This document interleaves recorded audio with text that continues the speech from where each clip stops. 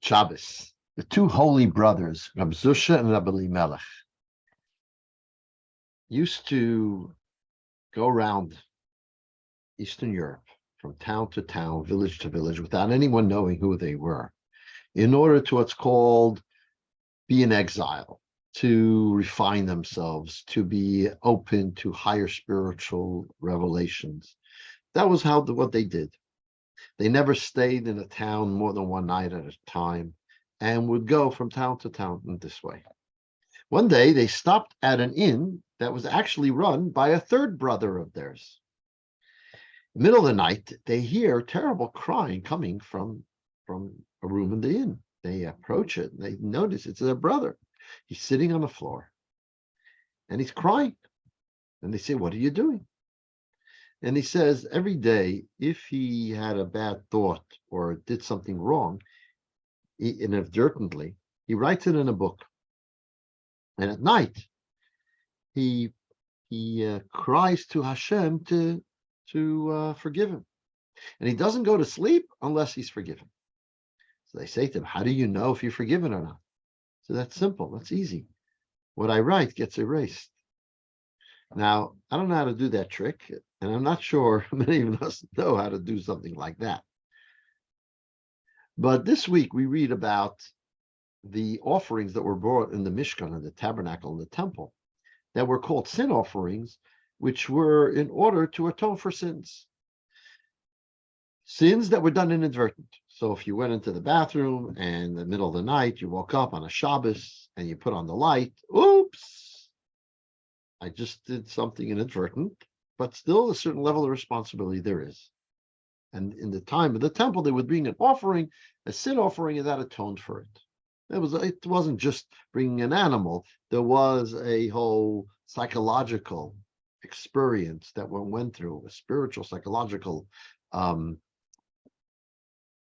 rectification that happened through the sacrifice. So the question is, what about now?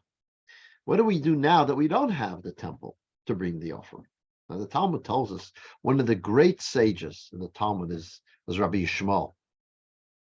He was sitting and studying Talmud one night, or studying, he was studying, and it was a Friday night, it was deep at night, it was late at night, and he had a oil lamp in front of him to allow him to see what he was learning.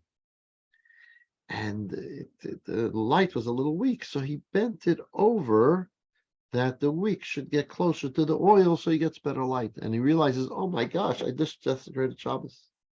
So he wrote down, when Mashiach comes, I'm going to bring a fat chattas offering. I'm going to bring a really healthy chattas offering to atone for the sin. Indeed, there are those sages who say this should be done. If you've done an inadvertent sin, and today we don't have offerings, you write it down in a book, and when Mashiach comes, you bring it. The Shalah HaKadosh says that's what you should do. There's one commentator who says, well, you don't have to really write it down, because Mashiach, it says, will be able to scent, smell, and know everything about you. So he'll tell you this is how many offerings you need to do. That's one perspective. However, there's a totally different perspective, and that is as follows. And I'll say it through a story. The Tzemach Tzedek, the third Chabad Rebbe, once came in to a group of Chassidim, and he said to them, what do you want to hear?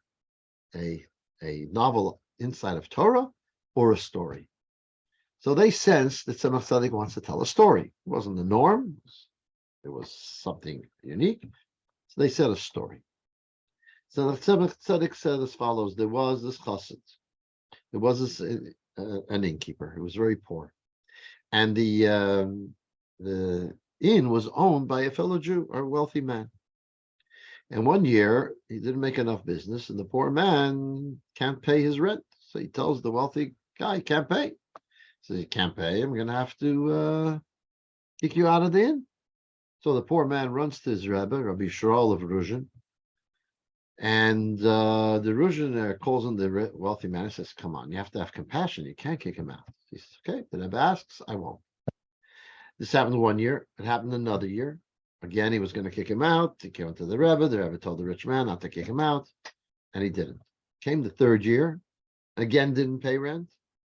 So now the rich man just went ahead and kicked him out. After 120, the rich man went up to heaven. Now the prosecuting angels are saying, look, this guy kicked the poor man out of his inn, him and his family, to be destitute. So that's pretty bad for this guy. So in the court case, the guy was saying, listen, this is not fair. I let him stay for 2 years. Only the third year did I kick him out. And, I need to be judged not by angels who don't have an understanding of money. I need to be judged by people who are down here. So they say, okay, we'll bring in the Bet Yosef and the Bach. Bet Yosef wrote the Shulchan Aruch, code of Jewish law. And they ask his opinion, and he says, yeah, he's guilty. So the Shema says, no. The Bet Yosef was here a long time ago. He forgot what money is. You have to ask someone who's down here. So now the Tzemach Tzedek turns to Chassidim and says, what do you think? I think he's right. He let him off twice. He should be able to go to heaven. What do you think? So all the Chassidim understood what the Rebbe wanted them to say, and they all said, he's right. So we see here that the mouth, the saying he's right, actually helped this person's soul. Indeed, that is the idea that we say, Neshalma Parin Sosenim. We bring our offerings with our mouth. What do you mean with our mouth? By learning and saying in prayer, and by reading in the Torah this week, the laws of, or the narrative of the bringing of the sin offering, that serves as if we brought the offering, and it refines us. You see, speech is very powerful. Imagine when you speak words of anger, you get angrier. When you speak words of love, you feel a greater sense of love. So speech actually awakens one's feelings. When you speak about a sin that you've done, and you articulate it, you actually sense it more. And therefore, that is a catharsis that actually cleanses you, and you get rid of the sin. And this is especially relevant as we come to this holiday of Pesach. Pesach, in the works of Kabbalah, it says that different holidays have to do with a different part of the body. Like Rosh Hashanah is hearing, we hear the shofar. Sukkah is the whole body being embraced in the sukkah. Pesach is, what do we do Pesach? We eat and we speak. It's all to do with the mouth. We eat matzah and wine. We tell the story. We have to relate the story at length about Exodus from Egypt. So the word Pesach, says Kabbalah, is made up of two words. Pesach, mouth speaks. So Pesach is about rectifying the mouth. That, of course, it shouldn't speak negative things, but should speak positive things, and should utilize our speech in order to achieve that which, when the temple stood, we had to do in action. But today we're able to do it through saying it and speaking up. As a matter of fact, right before Pesach, the day before Pesach, we say the order of the Paschal offering, so that our saying it is as if we brought it and we actually did the mitzvah of bringing the Paschal lamb. So how do we now atone for our inadvertent sins?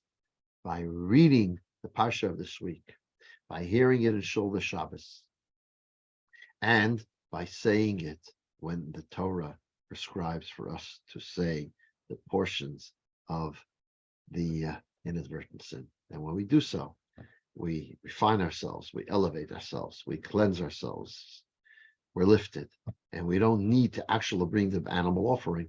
We're doing it with our mouth. Good Shabbos.